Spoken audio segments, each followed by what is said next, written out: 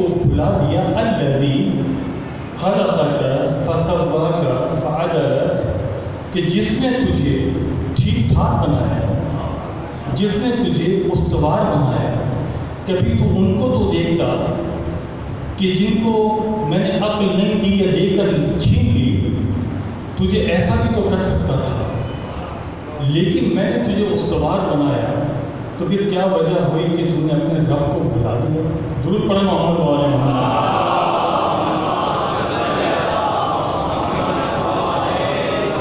یہ اتنی اہم آیت ہے کہ مولا کائنات امام علی علیہ السلام نے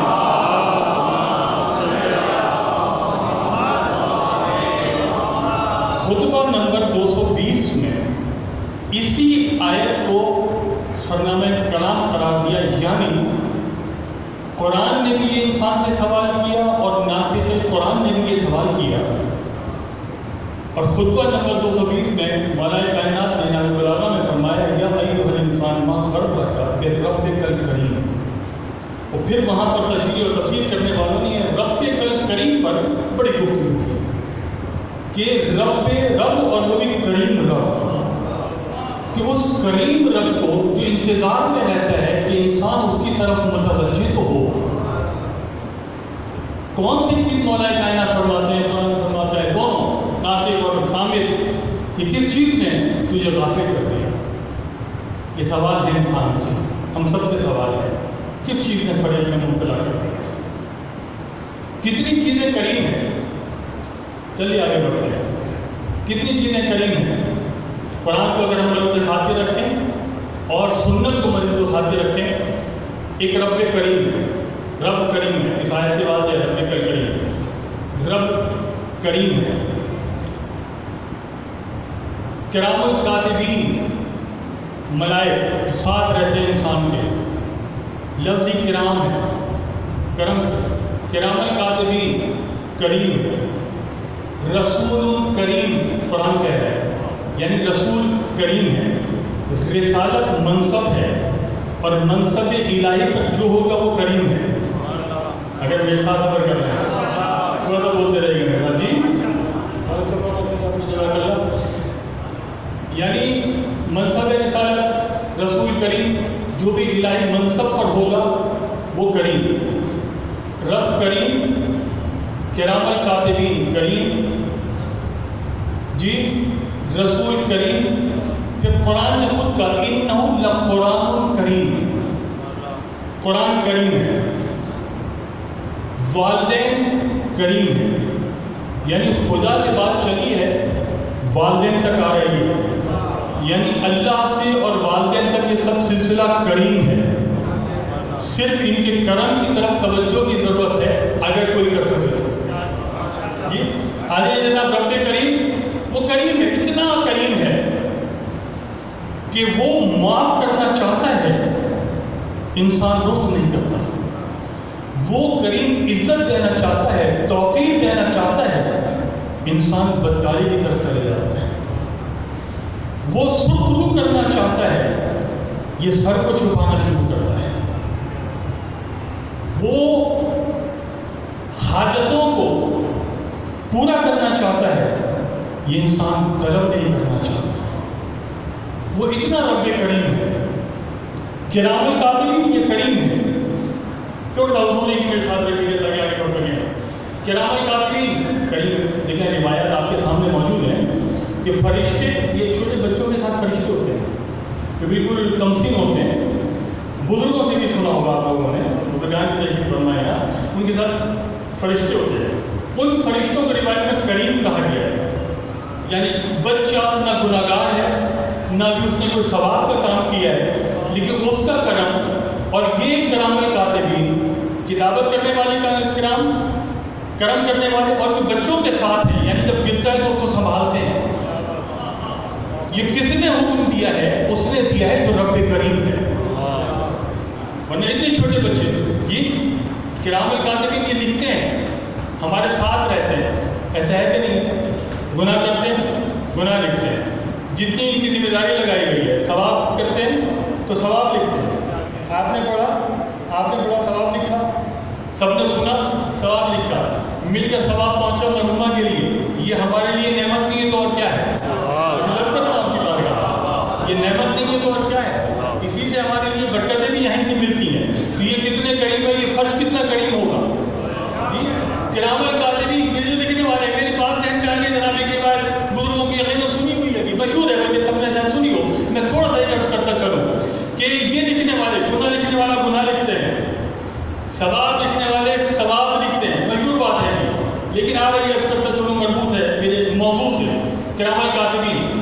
لیکن یہ جو لکھتے ہیں ثواب لکھنے والے، جب ثواب لکھ رہے ہوتے ہیں تو گناہ لکھنے والے فارغ بیٹھے ہوتے ہیں. جب گناہ لکھنے والے گناہ لکھ رہے ہوتے ہیں تو ثواب لکھنے والے فارغ بیٹھے ہوتے ہیں. تو ایک دفعہ مولانا صادق آل محمد نے کہا محفظ اجتماعی طور پر محمد والے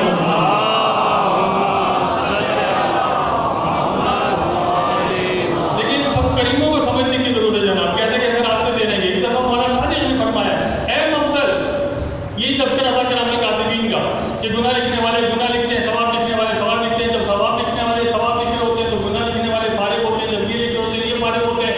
تو کہا کہ اے مفضل، کیا میں تمہیں ایک ایسا عمل بتاؤں کہ جس سے یہ دونوں فرشتے مصروف ہو جائیں؟ کہ مولا یہ کیسے ہو سکتا ہے کہ دونوں مصروف ہو جائیں جبکہ یہ گناہ لکھنے والے یہ ثواب لکھنے والے؟ کہا ہاں ممکن ہے. کہا کیسے ممکن ہے؟ کہا ہمارے دشمنوں پر تبرہ کیا کرو، گناہ لکھنے والے گناہ مٹاتے رہیں گے، ثواب لکھنے والے ثواب لکھتے رہیں. اظہار بیزاری ہے، اظہار برات ہے، تبرہ گالی نہیں ہے. نظر کیے گا کبھی موقع ملے تو کروں گا، یہ تو میں سارے صاحب کی بدائی پڑھ رہا ہوں. مل کر دور پڑا محمد والے کا.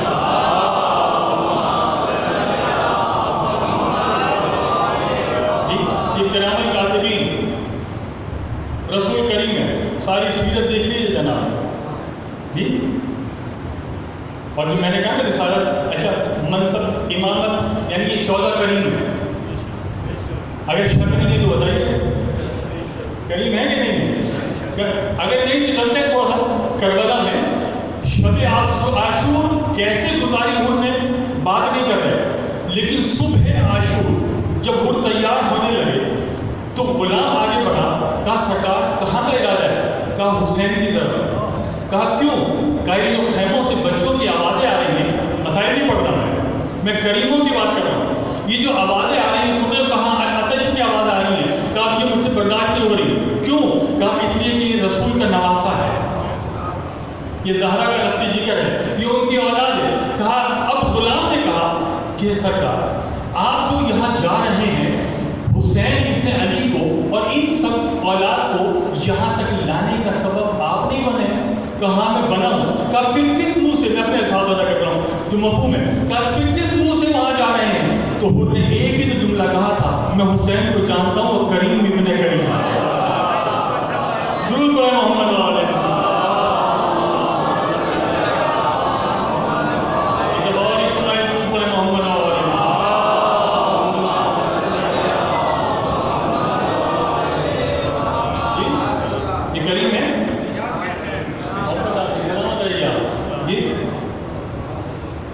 یہ کریم ہے، قرآن کریم ہے، انہو قرآن کریم. اب زیادہ گفتگو نہیں، جلدی آگے بڑھنا ہے. یعنی یہ اتنا کریم ہے قرآن، اتنا کریم ہے کہ اگر یہ دقت سے پڑھا جائے، بس ایک ہی جملہ دقت سے پڑھا جائے تو یہ قرآن اتنا کریم ہے کہ یہ شفا بھی ہے، یہ دوا بھی ہے. خود قرآن کیا بھی ہے اتنا کریم ہے. والدین کریم ہے، والدین کریم ہے. والدین کا جگر جانتا ہے کہ وہ کتنے کریم ہیں، اولاد نہیں جانتی کتنے کریم ہیں. میں کچھ کیا بات تو کلیئر نہیں جناب جی. والدین کریم ہیں، لیکن اب آگے جو زمانہ ہے، یہ جوان اولاد جوان بچوں کو دیکھ رہا ہوں، اس لیے عرض کر رہا ہوں میں کہ یہ والدین کے سامنے کھڑے ہو جاتے ہیں. مولانا صادق علیہ محمد علیہ السلام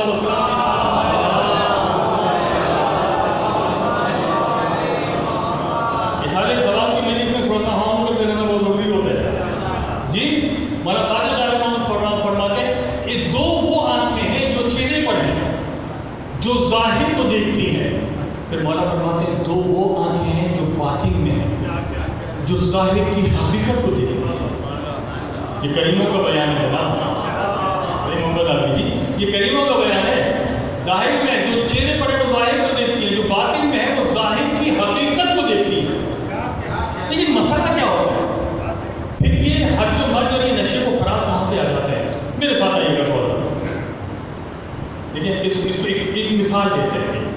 مثال ہے.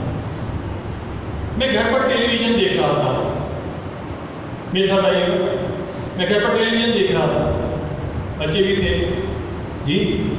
ڈش اینٹینا چھت پر لگا ہوا تھا, لگا ہوا نہیں ہے مثال قرب ذہنی کے لیے اس کا چھت پر اینٹینا لگا ہوا تھا, ڈش اینٹینا دیکھ رہے تھے, ایک دم سگنلس چلے گئے, تصویر ختم ہو گئی, لکھا ہوا ہے نو سگنل. میں کچھ کہہ رہا ہوں, گزر کر رہا ہوں, بعد کی بات کر رہا ہوں جی.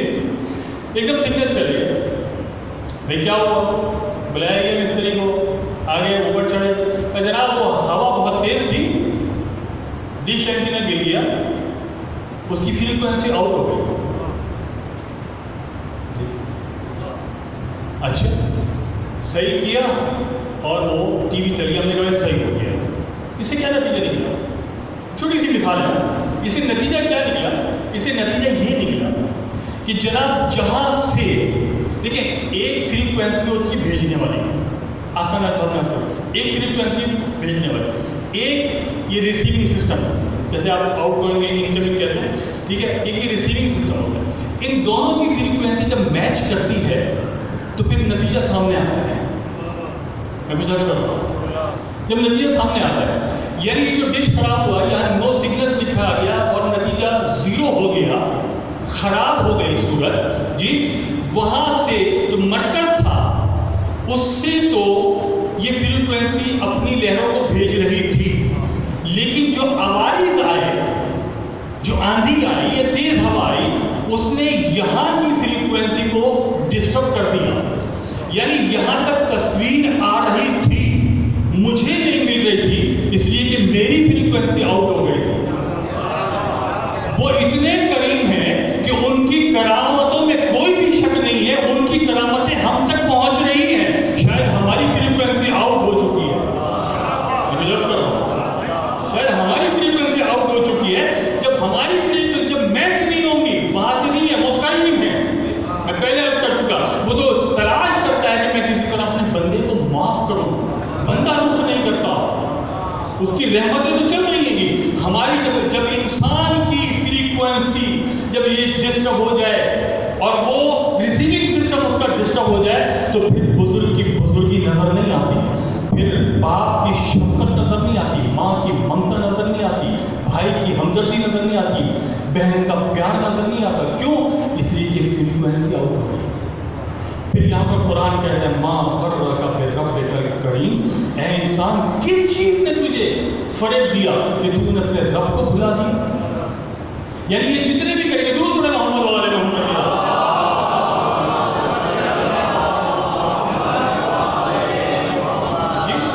والدین کتنا احترام کرنا چاہیے. یہ جو گناہوں سے انسان آلودہ ہو جاتا ہے, جب انسان گناہوں سے آلودہ ہو جاتا ہے تو وہ آپ نے سنا ہوگا نا, سیاہ قلب ہو جانا.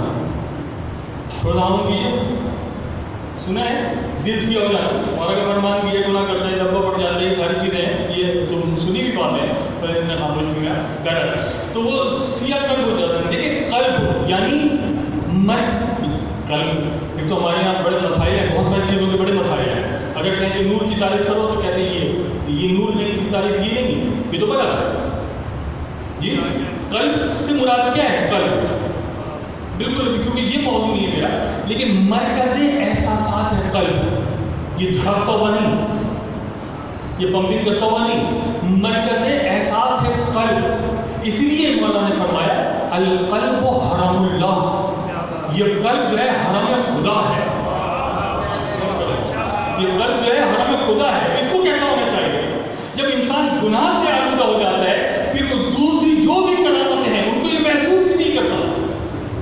لیکن اس کو ایسے لیا, میں نے تو مثال دی تھی جناب اپنے آس پاس کے علاقوں میں, بعد میں ایک کمرہ لے لیں, آپ دکان لے لیں, یہ باہر بنی ہوئی ہے کمرہ ٹائپ, دکانیں بنی ہوئی ہیں باہر, اس کو لے لیں, ایک کو لے لیں, خالی بالکل, یہ خالی ہے.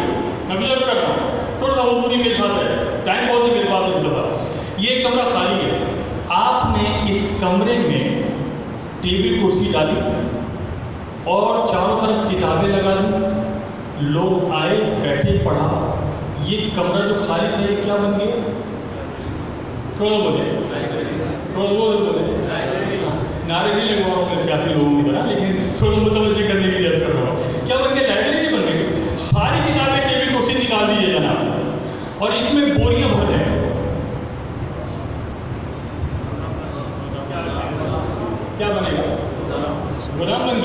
सारी बोरियां निकाल के गाड़ी खड़ी कर दे, कमरा वही है, कमरा वही है, गाड़ी निकाल दे जनाब, घोड़े बांध दे, घोड़े निकाल दे, गाय बैल बांध दे, बड़ा बन गया। यानी कमरा एक है, उस कमरे की कैफियत को आप तब्दील कर रहे हैं। ये कल्ब हरमुल्लाह है, ये कल्ब हरमुल्लाह है। आप जैसा चाहे इसको बनाते हैं हराम खुदा। लेकिन ये मुमकिन नहीं है, ये बातें की जाती हैं, ये रिवायत में मौजूद है, वो समझाने के लिए मौजूद है कि औलाद की मोहब्बत नहीं होनी चाहिए, खुदा की मोहब्बत होनी चाहिए, माल की मोहब्बत नहीं होनी चाहिए, खुदा की मोहब्बत। आप मुझे बताएं जरा, सच्ची सच्ची बातें करें ना, रिवायत में है लेकिन समझने की जरूरत है चीज़ को। आप सच्ची सच्ची बात कीजिए, औलाद की मोहब्बत को निकाल देंगे कल्ब से। ऐसा था कि बात नहीं निकाल देंगे, कोई है तो हाथ खड़ा करे। ये मौलाना जी मैं सैफुल साहब के हाथ खड़े करवा रहे हैं, मैं कुछ अर्थ करना चाह रहा हूँ, बात पहुँचाना चाह रहा हूँ, खुद में जाने की अर्थ कर रहा हूँ जनाब जी। कोई ऐसा है जो कहे कि मुझे औलाद की मोहब्बत नहीं है? अच्छा, कोई ऐसा है जो कहे माल की मोहब्बत नहीं है? कोई मौलवी है?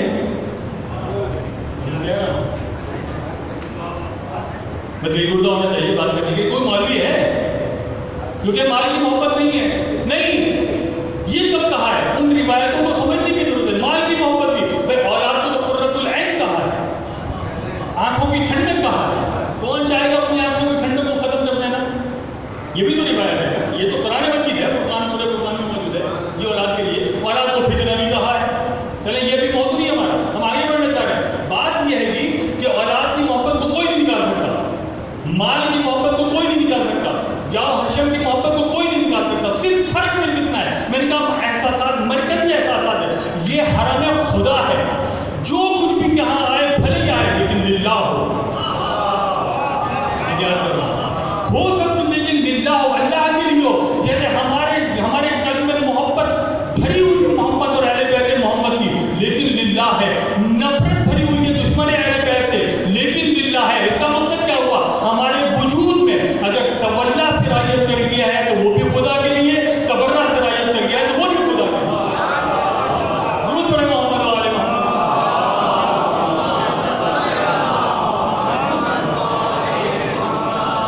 सिर्फ यह है कि वो पाक और पाकीज़ा लिल्लाह जब आ जाएगा, इसका मतलब है तत्हीर हो जाएगी वहां पर। एक दफा और बहुत बड़े मोहम्मद वाले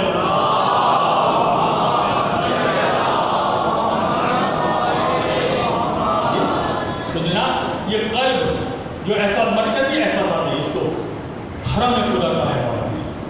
इसको साफ सुथरा रखो, साफ सुथरा रखें तो खाली नहीं रखना है। जो कुछ भी आए हो लिल्लाह, जो कुछ भी आए।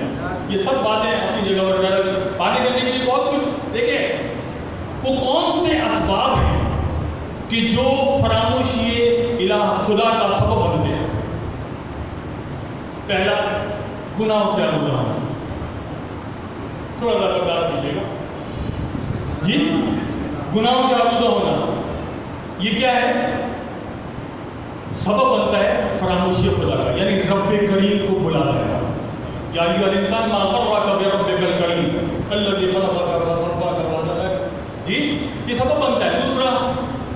दूसरा खुद को न पहचानना।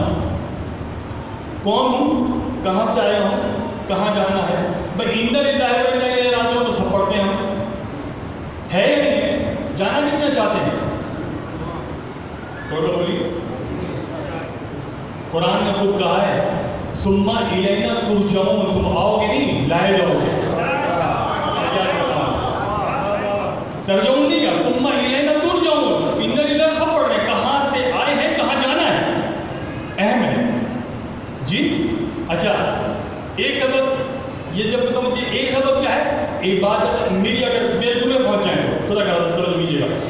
इबादत का होना, इबादत की समझ का ना होना। अगर जुमला लिया हो, इबादत का होना, इबादत की समझ का ना होना। देखिए ना, इबादत वजह तरबियत है, इबादत बाइस तरबियत है। हमारी मस्जिदें छलक रही है जनाब, मुआशरा बदतर से बदतर होता जा रहा है। इबादत है, समझिए इबादत नहीं है। बात तो कर चुका मैं, ये इबादत है, समझिए इबादत नहीं है। ابھی میں ایک مجلس میں عرض کر رہا تھا کہ ایک علاقے میں مسجد بنی، وہاں پر جو ہے وہ ایک مسجد میں 10 آدمی تھے 10 سال پہلے. ابھی ایک مسجد میں ضرور عرض کر رہا تھا 10 سال پہلے 10 آدمی تھے نمازی، اور اسی علاقے میں ایک چرس پینے والا تھا، جسے چرسی کہتے ہیں.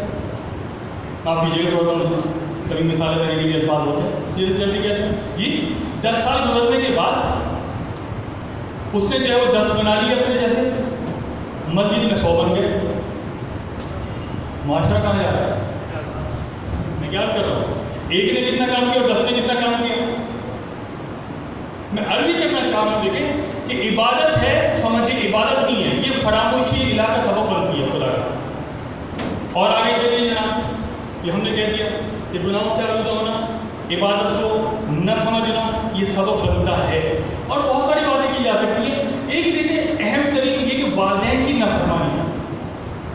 میں بات جہاں سے لے کے چلا ہوں، یا انسان معاف رکھا پہ فکر کریے، یہ سب کے سب جو کریم ہیں. عجیب بات یہ ہے کہ قرآن مجید میں بہت ساری ایسی آیتیں ہیں جہاں اللہ نے اپنی اطاعت کی بات کی ہے، وہیں پر فوراً والدین کی اطاعت کی بات کی. کمال نہیں ہے جی.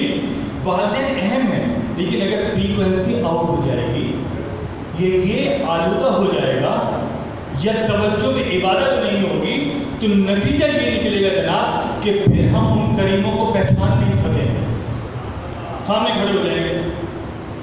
جی رسائل مقاصد ہماری ایک کتاب پڑھائی جاتی ہے، بہت سے لوگ شاید آشنا ہوں گے. جی رسائل مقاصد کی 2 کتابیں جن کو پڑھنے کے بعد مرجع بنتا ہے، مرجع اہل قدر آیت اللہ العظمیٰ، جن کو پڑھنے کے بعد اس کو لکھنے والے ہیں کون؟ شیخ انصاری. یہ نام ضرور سنا ہوگا، شیعہ جی شیخ انصاری نے کتابیں لکھی ہیں. شیخ انصاری کون؟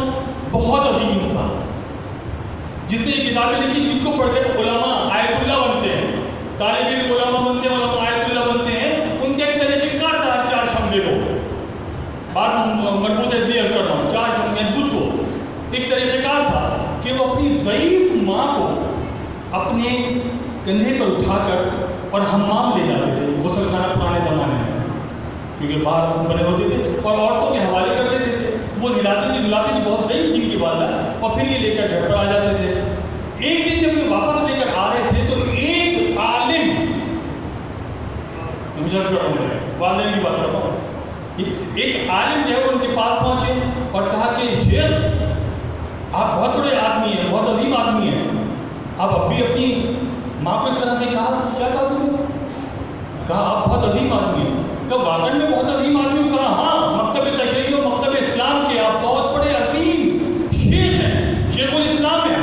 کہا میں جتنا بھی عظیم ہوں اسی کی وجہ سے ہوں. لطف نہیں لیا، ان کو سمجھو، علماء کو سمجھا جائے.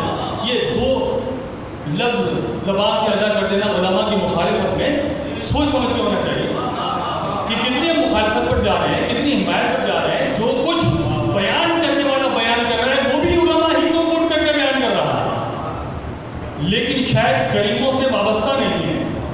میں جلد کر ضرور پڑھے محمد ایک دفعہ اور اجتماعی ضرور پڑھے محمد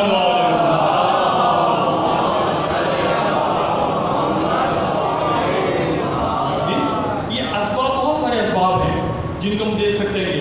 تو یہ والدین کی اطاعت. آج قرآن کی طرف چلتے تھوڑی سی دیر کے لیے. جناب مریم جب عیسیٰ کو پیدائش کے بعد عیسیٰ کو لے کر آئیں، میں نتیجہ دینا چاہ رہا ہوں، سنی ہوئی بات آپ کو سے نتیجہ دینا چاہ رہا ہوں اسی موضوع کے مطابق. یہ والدین کریم ہے، اللہ کے کریم ہے، لیکن میں والدین کو فوکس کیا. یہ مریم لے کر آئیں، تو جب لے کر آئی بچے کو تو ظاہر کے بعد شوہر تو تھے نہیں. تو یہودیوں نے، علماء یہود نے بچے کو دیکھا اور مریم سے استفسار کیا، مریم یہ بچہ کہاں سے لے؟ قرآن ہے نا یہ تو جی، مریم یہ بچہ کہاں سے لے کر آئے؟ تو مریم نے اشارہ کیا، اس کی طرف اشارہ کر دیا. اب جناب یہودیوں نے جو جملہ ادا کیا قرآن نے، کیفا نکلم من کان فی المہد صبیا. اب یہودیوں نے کہا کہ کیفا نکلم، یہودیوں کو کہنا یہ چاہیے تھا کہ یہ بچہ ہم سے کیسے بات کرے گا. یہودیوں نے یہ نہیں کہا کہ یہ بچہ ہم سے کیسے بات کرے گا، یہودیوں نے کہا کہ ہم اس بچے سے کیسے بات کریں.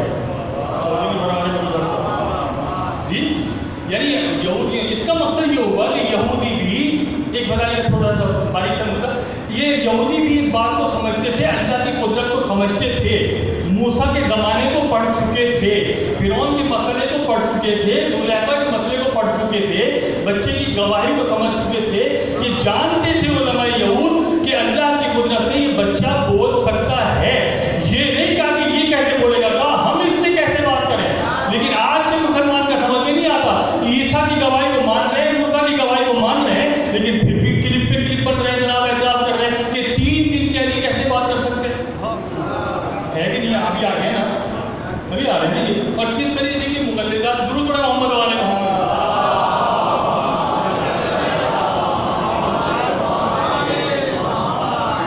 اچھا جناب, تو یہ والدین کی بات ہے.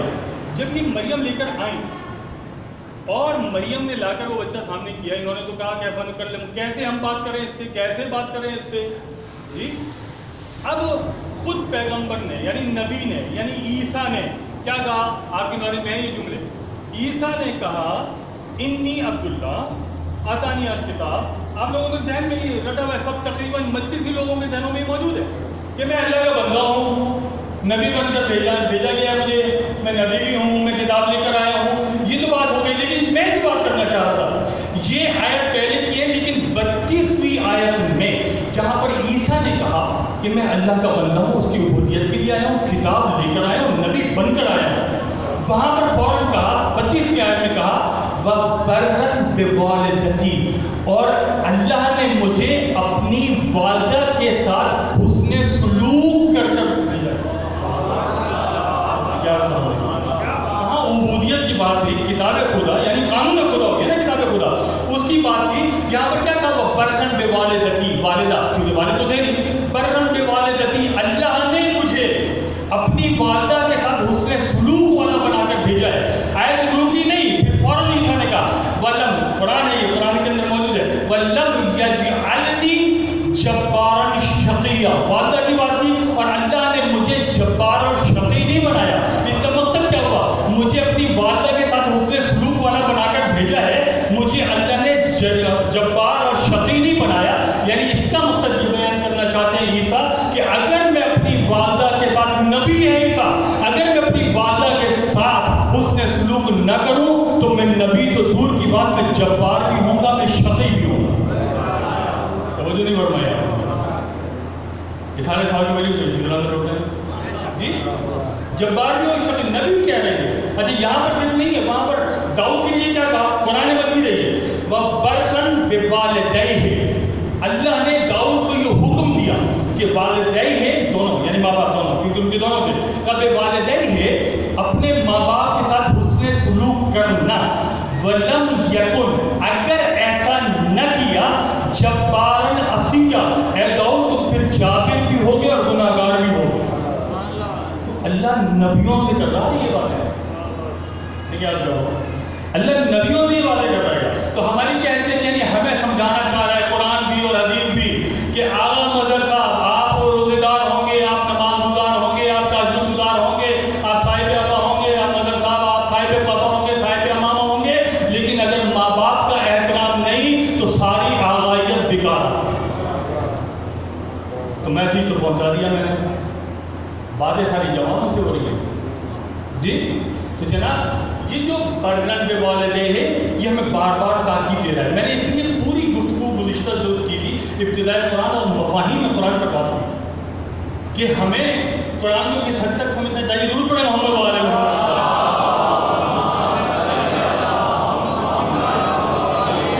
ایک دفعہ اور اجتماعی ضرور پڑھیں محمد والے.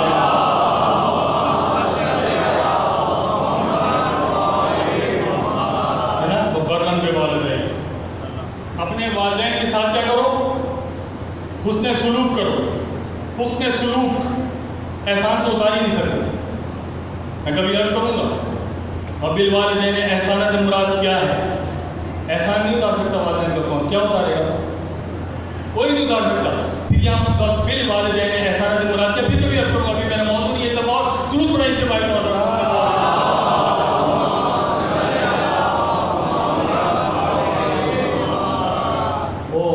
پیغمبر کا فرمان ہے اذا صلوا علی صلوا بارفاع اصواتکم, جب مجھ پر درود پڑھو تو آواز بلند درود پڑھا کرو.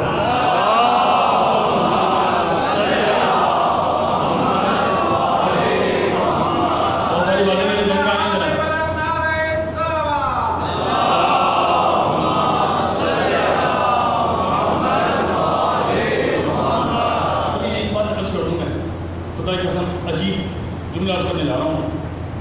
ہیں روایت اپنی طرف سے گھڑ نہیں رہا کوئی بھی جملہ. جی جو علی کے دشمن کی سزا ہے وہ والدین کے نافرمانی کرنے والے کی سزا ہے. میں کیا بات کر رہا ہوں؟ جو علی کے دشمن کی, پتہ نہیں دشمن میری زبان سے کہاں نکل جاتا ہے. روایت میں ہے کہ جو علی سے محبت نہیں کرتا, جو اس کی دشمن کے تو پتہ نہیں کیا ہوگا جی, جو علی سے محبت نہیں کرتا جو اس کی سزا ہے وہ والدین سے نافرمانی کرنے والے اور والدین کے آگ شدہ کی سزا وہی ہے جو علی سے محبت نہ کرنے والے کی سزا ہے. ایسے بیٹھے علی سے محبت کرنے والے کی سزا تو معلوم ہے, روزانہ سنتے ہیں, اکثر سنتے ہیں, میری سوئی کیا پتا ہے. حدیث قدسی ہے نا, حدیث قدسی ہے کہ جو بھی جو ہے وہ نماز پڑھتا رہے, روزہ رکھتا رہے, حج کرتا رہے, صفا و مروہ کے درمیان صحیح کرتے ہوئے مرتا ہے مر جائے. اے علی, لیکن اگر تمہاری محبت اس کے دل میں نہیں ہے تو میں ساری چیزیں اس کے منہ پر ماروں گا, اس کو جنت کی بو بھی نہیں سونگنے دوں گا. یہ آپ مجھے ریپیٹ کروا رہے ہیں, آپ کی خاموشی نے ریپیٹ کروایا, ورنہ آپ لوگ حافظ ہیں اس کے تو سب حافظ ہیں. کون سی ایسا جو اس حدیث کو نہیں جانتا؟ سب جانتے ہیں اس کو کہ اگر کوئی کچھ بھی کرتا رہے, تمہاری محبت اگر نہیں ہے تو پھر اس کو میں جنت کی بو بھی نہیں سونگنے دوں گا. یعنی وہی سزا جو علی سے محبت نہ کرنے کی ہے وہ والدین کی نافرمانی کرنے والے کی ہے.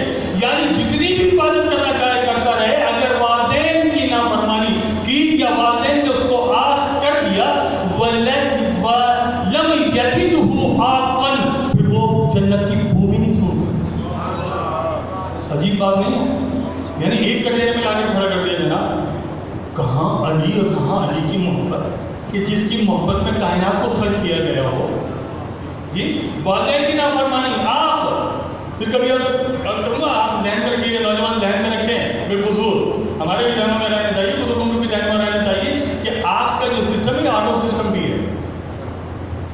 آٹو میں اس لیے کہہ رہا ہوں گا کہ کبھی کبھار ایسا ہوتا ہے, بلکہ اکثر ایسا ہو جاتا ہے کہ والدین اتنی محبت میں ہوتے ہیں, اتنی محبت ہوتے ہیں, اتنے قریب ہوتے ہیں, اس کو کرم نظر نہیں آ رہا ہوتا, اس کرم کی وجہ سے وہ لفظ آپ ادا نہیں کرتے, لیکن اس کی بارگاہ میں اتنا زیادہ نافرمانی کرنے والا آٹو سسٹم پر آ جاتا ہے. کوئی بات کر رہے ہو جناب جی, لہٰذا ہمیں بہت توجہ رکھنی چاہیے. دور پڑے محمد والے کا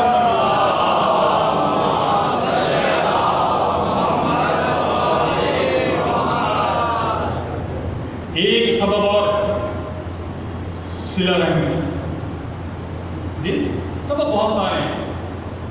اگر میرے ساتھ رہتے سبب, ٹائم بہت ہے میرے پاس, پچھلی دفعہ ٹائم نہیں تھا, میری اسپیڈ بھی بہت تیز تھی جی, پڑھنے کی اسپیڈ جہاں, تو ابھی تو ٹائم بہت. میں اب دیکھیں آپ سے سوال کروں, یہ بتائیے کہ سب سے بہترین گھر کون سا ہے؟ تھوڑا تو بولیے. اللہ کا گھر, میں لوگوں کی بات کر رہا ہوں. یہ انسانوں میں سب سے بہترین گھر کون سا, سب سے برا گھر کون سا ہے؟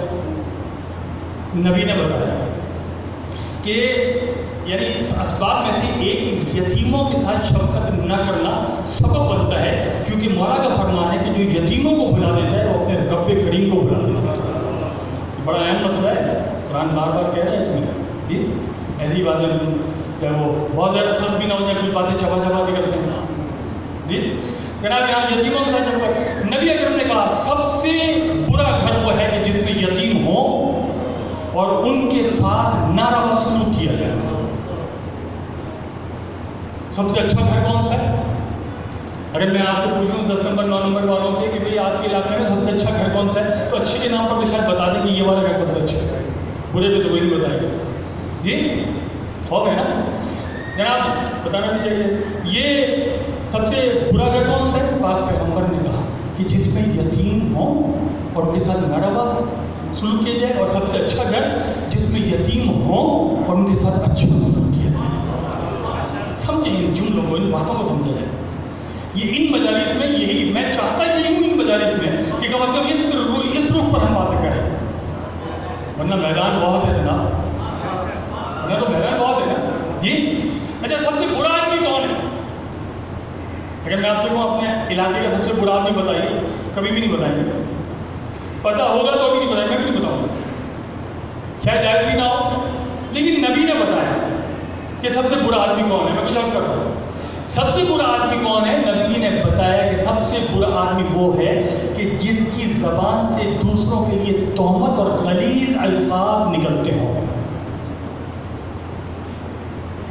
اب ہم اپنے آپ کو خود ہی دیکھتے ہیں, یہ تو میزان ہو گیا, کلی ہو گیا جی. جس کی زبان سے تہمت اور غلیظ الفاظ نکلتے ہوں, معصوم کہہ رہے ہیں, ہم بتائیں نہ بتائیں, کیا وہ سب سے برا آدمی ہے؟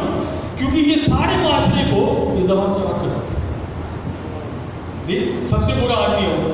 پھر روایت ایک اور ملا دوں میں اس کے ساتھ ہی.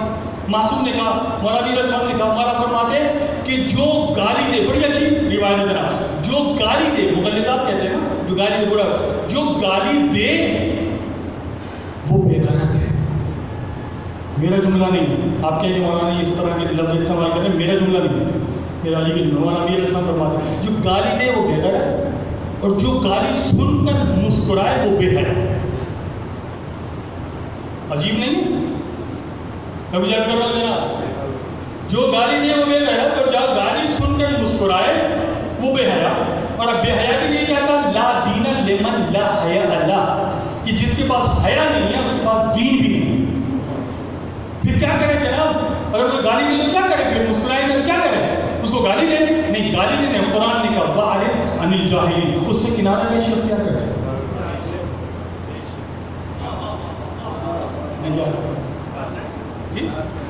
وَأَعْرِضْ عَنِ الْجَاهِلِينَ یعنی گالی دے کر مسکرانا نہیں, جو مسکرائے گا وہ تو کیا ہے, لیکن پھر کیا کرے؟ گالی کے جواب میں گالی نہیں. وَأَعْرِضْ عَنِ الْجَاهِلِينَ.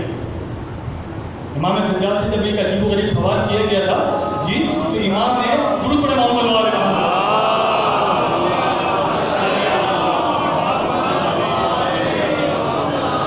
اب میں کوشش کر رہا ہوں اس جملے تک ہی رہوں, میں اس میں آگے بڑھ کر جاؤں کہ امام نے صرف اس کا جواب یہ دیا تھا وَأَعْرِضْ عَنِ الْجَاهِلِينَ. خاموش ہو گئے تھے. تو جب کسی نے کہا مولانا آپ نے جواب کیوں نہیں دیا, تو مولانا سجاد نے کہا تھا کہ قرآن کا حکم ہے وَأَعْرِضْ عَنِ الْجَاهِلِينَ. میں کچھ عرض کرتا ہوں, مولانا نے کہا تھا وَأَعْرِضْ عَنِ الْجَاهِلِينَ. ہمیں بھی کم از کم اگر کوئی مقلدات, چاہے بزرگان کے لیے, چاہے علماء کے لیے, چاہے فقہاء کے لیے, اگر کوئی اس طرح کی گفتگو ہو تو وَأَعْرِضْ عَنِ الْجَاهِلِينَ. کیا بات کر رہا ہوں آپ سے, کیا کر رہا ہوں, تھوڑا سا توجہ رکھنی چاہیے. درود پڑھے محمد و آل محمد.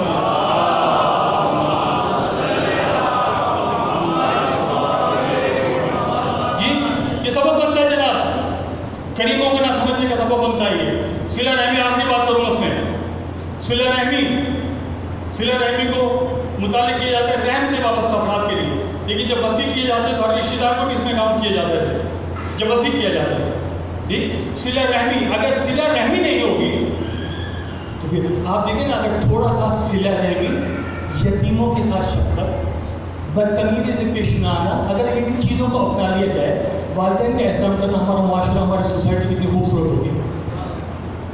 کیا کرتے ہیں, ہماری سوسائٹی خوبصورت ہوگی نہیں ہوگی. بات کرنے میں کچھ غلطی نہیں ہے, بات تو کر لی جائے, صلہ رحمی ہونا چاہیے.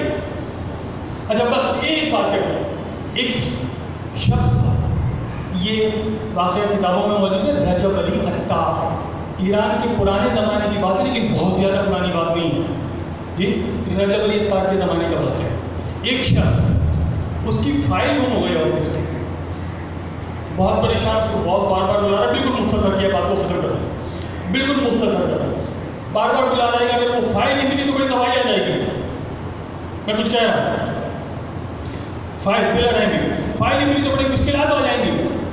تلاش کرو, کام تم کر دی تم نے, یہ ڈھونڈ رہا ہے, نہیں مل رہا آفس میں. گھر پر آیا, گھر پر زوجہ سے پوچھ رہا ہے, سب کچھ کر رہا ہے, لیکن وہ فائل نہیں مل رہی. اتنا پریشان ہے کہ منتیں ماننا شروع کر دی, جناب جو بھی ہوں گی جی. زوجہ پریشان, پورا گھر تہس تہس کر دیا, اوپر نیچے کر دیا, کہاں مانا کر دیا, لیکن وہ فائل نہیں مل رہی جناب. اب اتنے جب وہ جانا شروع کیا, ایک بزرگ کے پاس گیا, دوسرے بزرگ کے پاس گیا, ایک مولانا کے پاس گیا, انہوں نے کہا کہ یہ پڑھ لو, ایک مولانا کے پاس گیا, انہوں نے کہا یہ پڑھ لو, ایک مولانا کے پاس گیا, انہوں نے کہا یہ پڑھ لو. یہ بھی تمہارا ذہن میں رکھے. اب دیکھیں یہ مولوی عجیب ہے, میں نہیں کہہ رہا ہوں, ہمارا کا فرمان ہے کہ جو بھی قلیل عمل تمہیں اس کریم سے قریب کر دے وہی بہترین ہے. یہاں پر مشکل آتی ہے نا آپ کو, میں نے بتایا سورہ واقعہ پڑھ لو, فلاں صاحب نے بتایا یہ پڑھ لو, فلاں صاحب نے بتایا یہ پڑھ لو, یہ پڑھ لو, یہ پڑھ لو, یعنی 3 گھنٹے جائے نماز میں بیٹھے ہیں. جو اصل مقصد ہے اس کی طرف توجہ نہیں کر رہے کہ مجھے یہ کرنا چاہیے, مجھے اللہ نے کہا بیٹھے ہیں یہاں پر جناب تصویر